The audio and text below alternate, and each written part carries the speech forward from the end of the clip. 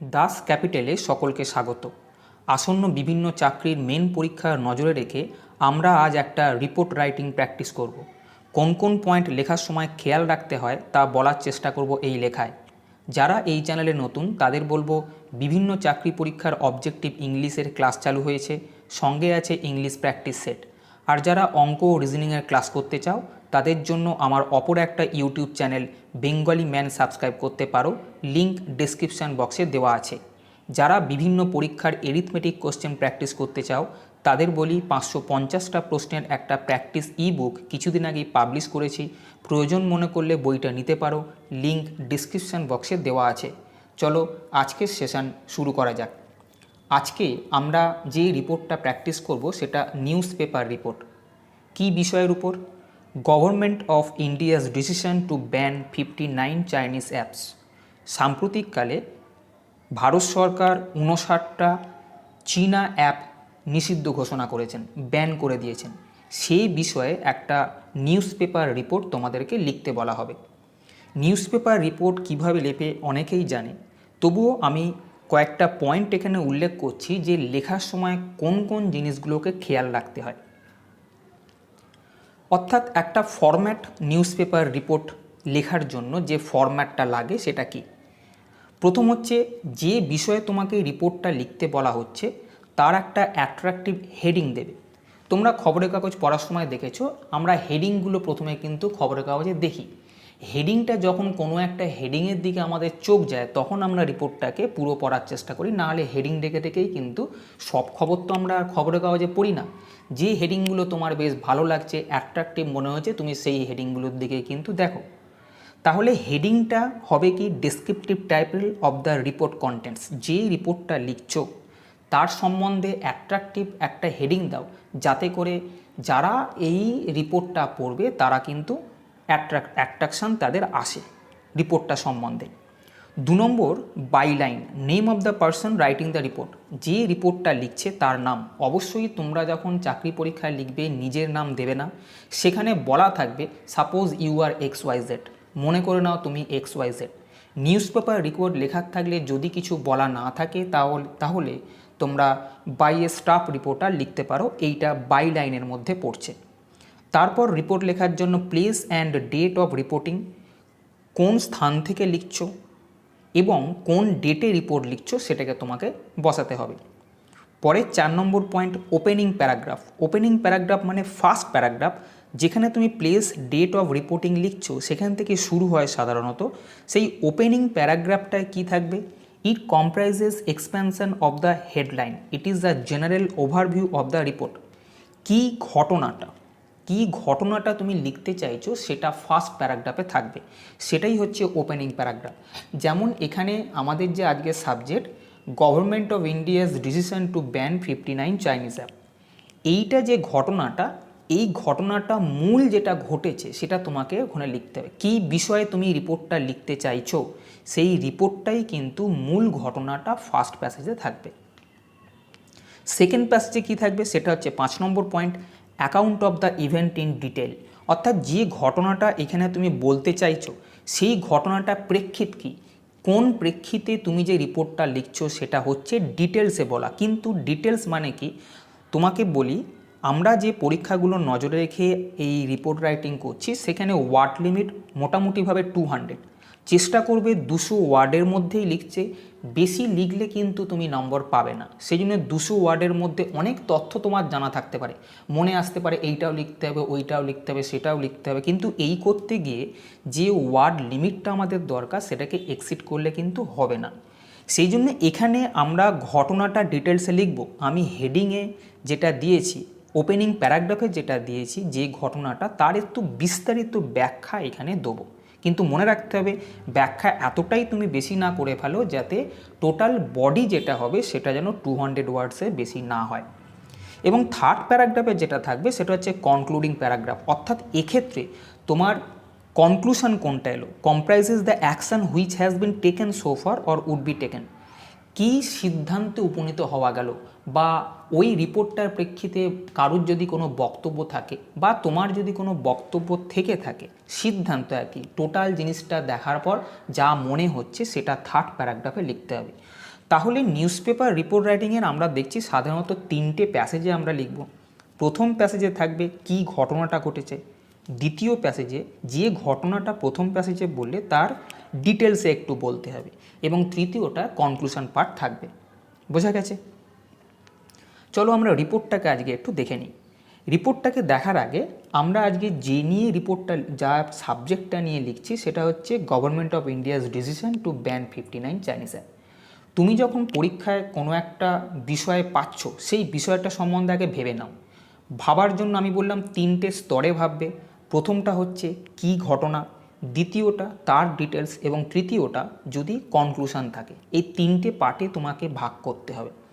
যেমন আমি যদি ঘটনাকে 3টে পার্টে ভাগ করি, প্রথম যেটা আছে ওপেনিং প্যারাগ্রাফ, 4 নম্বর পয়েন্টে ওপেনিং প্যারাগ্রাফটা কীরকম হতে পারে আমি যদি একটু বলার চেষ্টা করি।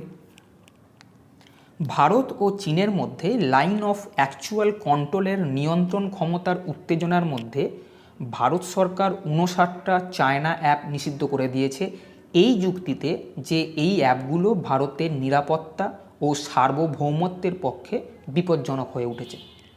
দেখো, এটা হচ্ছে আমার বক্তব্য। ইন্ডিয়া গভর্নমেন্ট 59টা চীনা অ্যাপ নিষিদ্ধ করেছে, তার রেসপেক্টে আমি যেটা ওপেনিং প্যারাগ্রাফ দিলাম সেইটা এই লেখাটা। বোঝা গেছে? ভারত চীনের মধ্যে লাইন অফ অ্যাকচুয়াল কন্ট্রোলের নিয়ন্ত্রণ ক্ষমতার মধ্যেই উত্তেজনার মধ্যে ভারত সরকার 59টা চায়না অ্যাপ নিষিদ্ধ করে দিয়েছে। তুমি কি নিয়ে লিখছো? নিষিদ্ধ করে দিয়েছে। তুমি এখানে বলে দিলে এই যুক্তিতে যে এই অ্যাপগুলো ভারতের নিরাপত্তা ও সার্বভৌমত্বের পক্ষে বিপজ্জনক হয়ে উঠছে। মূল ঘটনাটা কি সেটা তুমি ফার্স্ট প্যাসেজে দিলে। 59টা অ্যাপ নিষিদ্ধ করেছে, তুমি বলো কেন। অর্থাৎ আমি প্যাসেজের প্রথম প্যাসেজে লিখব কি এবং কেন। বোঝা গেছে? হোয়াট অ্যান্ড ওয়াই, কি এবং কেন, সেটা প্রথম প্যাসেজের মধ্যে লিখে দাও। এবার যেটা আমি বললাম যে ভারত সরকার নিষিদ্ধ করে দিয়েছে, তার এলাবোরেশনটা দ্বিতীয় প্যাসেজে দাও। সেটা যদি এরকম হয়, শোনো একবার। মিনিস্ট্রি অফ ইনফরমেশন টেকনোলজি বিভিন্ন সূত্র মারফত অভিযোগ পেয়েছিল যে অ্যান্ড্রয়েড ও আইওএস প্ল্যাটফর্মে থাকা অ্যাপগুলি মারফত তথ্য চুরি হচ্ছে গ্রাহকের অজান্তে এবং বিনা অনুমতিতে, এবং এই তথ্য ভারতের বাইরে থাকা সার্ভারে প্রেরিত হচ্ছে। এই সমস্ত পঞ্জীকৃত তথ্য যথেষ্ট উদ্বেগের এবং তার জন্য জরুরি ভিত্তিতে ব্যবস্থা নেওয়া প্রয়োজন। এই সিদ্ধান্ত ভারতের নিরাপত্তা ও কম্পিউটার নেটওয়ার্কিং ব্যবস্থাপনার সার্বভৌমত্ব নিশ্চিত করার লক্ষ্যেই নেওয়া হয়েছে। বিশেষজ্ঞদের মতে চীনের ডিজিটাল সিল্ক রুটের একচ্ছত্র আধিপত্যের আকাঙ্ক্ষাকে বড় আঘাত দেওয়া হলো, এবং চীনের যে কোম্পানিগুলো আছে সেই কোম্পানি মারফত লক্ষ লক্ষ ডলার আয়ের আশাও ক্ষয় হলো। তাহলে আমি এখানে যে ডিটেলসটা দিলাম সেটা কি হলো, যে আমাদের যে মিনিস্ট্রি আছে ইনফরমেশন টেকনোলজি মিনিস্ট্রি, বিভিন্ন সূত্র মারফত অভিযোগ পাচ্ছিল যে অ্যান্ড্রয়েড বা আইওএস প্ল্যাটফর্মে যে অ্যাপগুলো রয়েছে সেখান থেকে বিভিন্ন তথ্য ভারতের বাইরে থাকা সার্ভারে চলে যাচ্ছে, ব্যক্তিগত তথ্য। সেই তথ্য বাইরে যাচ্ছে, এবং এই তথ্য বাইরে যখন যাচ্ছে তখন এটা কি হচ্ছে 130 কোটি ভারতবাসীর সেফের পক্ষে কিন্তু একদমই অনুচিত। তাই এই নেটওয়ার্কিং ব্যবস্থার যে সার্বভৌমত্ব আছে সেটাকে নিশ্চিত করতে হবে, অর্থাৎ কেউ যেন আনসেফ না থাকে, কারোর তথ্য যেন আনসেফ না থাকে, সেই লক্ষ্যেই 59টা চাইনিজ অ্যাপকে ব্যান করে দেওয়া হয়েছে। এবার এখানে একটা তুমি নিয়ে আসছো, যখন ব্যান করেছে তখন এক্সপার্টদের মত কি? এক্সপার্টদের মতে যে চীনে যে ডিজিটাল সিল্ক রুটের একচ্ছত্র আধিপত্যর যে আকাঙ্ক্ষা ছিল সেটার পক্ষে একটা বড় আঘাত দেওয়া হলো, এবং এর ফলে চীনা কোম্পানি মারফত যে লক্ষ লক্ষ ডলার চীনে যেত সেই আয়ের আশাও কিন্তু চীনের নষ্ট হলো। ডিজিটাল সিল্ক রুটের একচ্ছত্র আধিপত্য বলতে কি বোঝায়? দেখো, ডিজিটাল সিল্ক রুট কী জিনিস? চীন চাইছিল টেলিকম, মিডিয়া এবং টেকনোলজি, এই যে সেক্টরটা রয়েছে এই সেক্টরটাতে Asia, Middle East, Europe, Africa এবং ল্যাটিন আমেরিকায় একচ্ছত্র আধিপত্য ও বিস্তার করবে। অর্থাৎ ও একাই এই জায়গায় সাম্রাজ্য বিস্তার করবে এবং এখান থেকে লক্ষ লক্ষ ডলার নিজের দেশেতে নিয়ে যাবে। এটাই কিন্তু চীনের ডিজিটাল সিল্ক রুট যেটাকে বলা হয় তার অ্যাম্বিশন, সেটা চীনের ছিল। সেই লক্ষ্যে ভারতের 130 কোটি জনতা কিন্তু তার একটা টার্গেট ছিল। এই অ্যাপগুলোকে নিষিদ্ধ ঘোষণার ফলে তাদের এই আকাঙ্ক্ষাটা কিন্তু কিছুটা হলেও কিন্তু ক্ষয় হলো। বোঝা গেছে? এবার এই বক্তব্যের প্রেক্ষিতে আমরা রিপোর্টটাকে লিখব। আমি রিপোর্টটাকে যেমন এইখানে heading, byline, place, date of reporting ইত্যাদি লিখেছি, আমি বিভিন্ন কালারের মাধ্যমে বলার চেষ্টা করব যে কোন কোন জায়গাটা আমরা বলছি এইভাবে লিখতে হবে। চলো রিপোর্টটা প্রথমে আমরা হেডিং, বাইলাইন এবং place, date of reporting, opening paragraph পরপর 4টে পয়েন্ট কীভাবে লিখতে হয় দেখে নিই। দেখো, প্রথমে তুমি হেডিং দিচ্ছ। হেডিংটা কি? একটা অ্যাট্রাকটিভ হেডিং দেবে। আমি আগেও বলেছি, digital strike, India bans 59 Chinese mobile apps on security threat. বোঝা গেছে?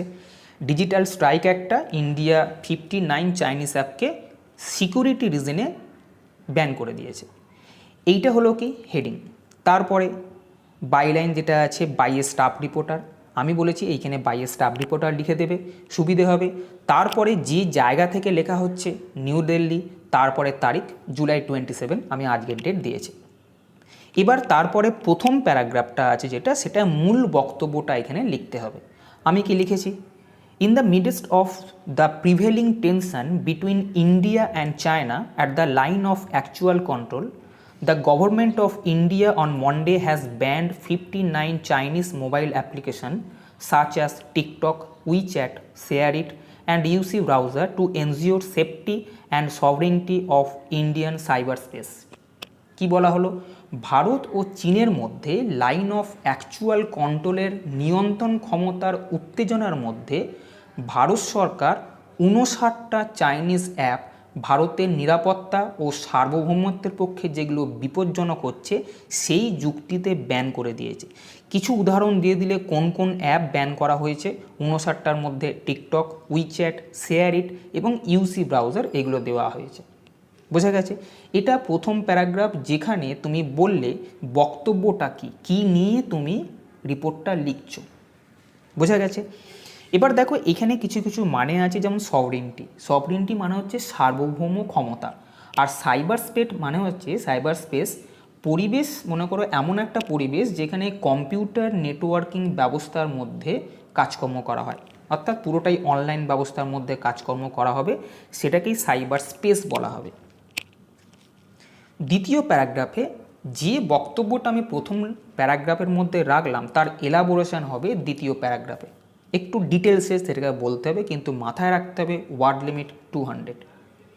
কি বলা হচ্ছে? The ministry of Information technology has received many complaints from various sources including several reports about misuse of some mobile apps available on Android and iOS platforms for stealing and surreptitiously transmitting users' data in an unauthorized manner to servers which have locations outside India. কি বললো? The Ministry of Information Technology has received many complaints. Ministry of Information Technology বিভিন্ন সূত্র মারফত অভিযোগ পেয়েছিল, from various sources including several reports. কী নিয়ে? About misuse of some mobile apps, কিছু মোবাইল অ্যাপসের মিসইউজ হচ্ছে, যেইগুলো পাওয়া যায় available on Android and iOS platform. এই দুটো প্ল্যাটফর্মে এই অ্যাপগুলোকে পাওয়া যায়। সেখান থেকে কি হচ্ছে? Stealing and সারেপ্টিসাসলি। সারেপ্টিসাসলি মানে হচ্ছে অজান্তে, অজান্তে চুরি হচ্ছে এবং সেগুলো ট্রান্সমিট হচ্ছে, প্রেরণ হচ্ছে। ইউজার্স ডাটাগুলো, সেগুলো বলতে কোনগুলো? ইউজার্স ডাটা, তথ্য চুরি হচ্ছে এবং অজান্তে প্রেরণ হচ্ছে ইন অ্যান আনঅথরাইজড ম্যানার, বিনা অনুমতিতে। কোথায়? টু সার্ভার্স, সেই সব সার্ভারগুলো which have locations outside India, যেগুলো ভারতের বাইরে যে সমস্ত সার্ভারগুলো রয়েছে সেখানে অজান্তেই কিন্তু প্রেরিত হচ্ছে।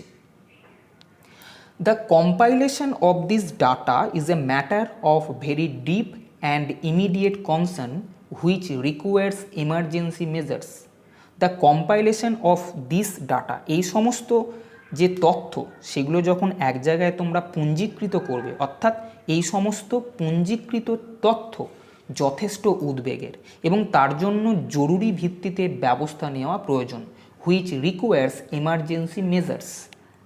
This decision is a targeted move to ensure safety and sovereignty of Indian cyberspace. এই সিদ্ধান্ত ভারতের নিরাপত্তা ও কম্পিউটার নেটওয়ার্কিং ব্যবস্থাপনার সার্বভৌমত্ব নিশ্চিত করার লক্ষ্যেই নেওয়া হয়েছে। Experts suggest that this is a major blow to in China's digital Silk Route ambition. বিশেষজ্ঞদের মতে চীনের ডিজিটাল সিল্ক রুটের একচ্ছত্র আধিপত্যের আকাঙ্ক্ষাকে বড় আঘাত দেওয়া হলো। Experts suggest that this is a major blow to China's digital Silk Route ambition. এরোডিং মানে কি? ক্ষয় করা বা হ্রাস করা। কি ক্ষয় করে দিচ্ছে? Millions of dollars from valuation of its companies.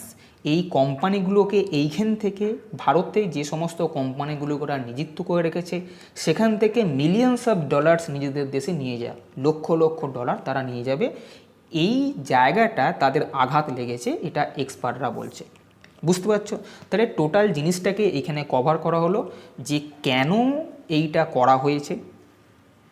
বোঝা যাচ্ছে প্রথম প্যারাগ্রাফে কী এবং কেন বলেছো, কী নিয়ে ঘটনা। দ্বিতীয় প্যারাগ্রাফে যে এইটা সিদ্ধান্ত নেওয়ার পিছনে কারণটা কী, এখানে কেন, এখানে কারণটা কী, কারণ কি যে তুমি এখানে ওই 59 চায়না অ্যাপকে তুমি নিষিদ্ধ করেছো, তার ডিটেল এলাবোরেশন। প্রথম প্যাসেজে তুমি বলেছো যে এগুলো নিরাপত্তার সার্বভৌমত্বের পক্ষে বিপজ্জনক হয়ে উঠছে। দ্বিতীয় প্যারাগ্রাফে তুমি সেটাকে এলাবোরেট করলে। এবার পরের যে প্যারাগ্রাফ থাকবে সেটা হবে কনক্লুশন হবে। সেটা কি? সেটাতে বলা হচ্ছিল যে after the recent clash between Indian and Chinese troops, ভারত ও চীনের সেনাদলের মধ্যে সাম্প্রতিক সংঘর্ষের প্রেক্ষিতে there has been a strong chorus in the public space. There has been a strong chorus in the public place. যে ভারতীয় সমাজে চীনের প্রতি কড়া মনোভাবের জন্য দাবি জোরদার হচ্ছিল। There has been a strong chorus means সমবেত দাবি in the public space to take strict action against China. চীনের বিরুদ্ধে কড়া মনোভাব নেওয়া হোক, এটা কিন্তু ভারতীয় সমাজে খুব মানে চীনের প্রতি কড়া মনোভাবের জন্য এই দাবিটার জোরদার হচ্ছিল যে চীনকে কিছু করা হোক। যখন ওই লাইন অফ অ্যাকচুয়াল কন্ট্রোলে উত্তেজনার সৃষ্টি হয় সেই সময় কিন্তু ভারতবাসীরা চাইছিল চীনকে কিছু একটা করা হোক। অ্যান্ড দিস ডিজিটাল স্ট্রাইক, এবং চীনের বিরুদ্ধে এই ডিজিটাল স্ট্রাইকটা is a boost up for the people of India, ভারতীয়দের উদ্বুদ্ধ করবে বলে আশা করা যায়। দেখো এই জায়গাটায় টোটাল যে ঘটনাটা হলো তার প্রেক্ষিতে ভারতীয় সমাজের অবস্থান, অর্থাৎ এটা একটা তাদের সিদ্ধান্ত, তুমি তাদের হয়ে একটা কথা কিন্তু বলে দিলে। 200টা ওয়ার্ডের মধ্যে লিখতে হবে, আমরা 197টা ওয়ার্ডে এই রিপোর্টটাকে লিখেছি। বারবার দেখবে, আবার বলছি রিপোর্ট লেখার সময় তোমাদের অনেক তথ্য মনে হবে, এইটা লিখতে হবে ওইটা লিখতে হবে, কিন্তু একটা জিস্ট করতেই হবে, নাহলে 200 ওয়ার্ডের মধ্যে তুমি ধরাতে পারবে না। বোঝা গেছে? তাহলে আজকে এই পর্যন্তই। যদি সেশনটা ভালো লাগে তবে চ্যানেলটা সাবস্ক্রাইব করো এবং বন্ধুদেরকেও শেয়ার করো যাতে করে তারাও সমানভাবে উপকৃত হয়। ভালো থেকো, ভালোভাবে পড়াশোনা করো। টাটা।